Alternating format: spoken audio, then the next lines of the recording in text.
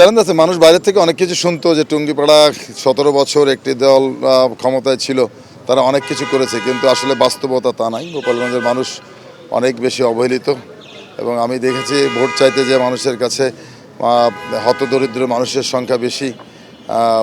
ওদের জীবন মান উন্নয়ন করাই আমার লক্ষ্য এবং প্রত্যেকটা ঘরে যাতে মানুষ স্বাবলম্বী হয় সে লক্ষ্যে কাজ করবো ইনশাল্লাহ। এরকম অতীতও ভাবতো না, কিন্তু অতীতে রাজনীতি করার সুযোগ ছিল না কোনো দলের, একটিমাত্র দল ছিল, একদলীয় রাজনীতি ছিল, যার কারণে এটা ছিল। আমাদের সমাজে 5% মানুষ শুধু রাজনীতি করে, 95% মানুষ সাধারণ মানুষ। এই সাধারণ মানুষ ভালোবাসার কাঙ্গাল, তাদেরকে যারা ভালোবাসে বেশি ভালোবাসা দিবে তার পক্ষে থাকবে।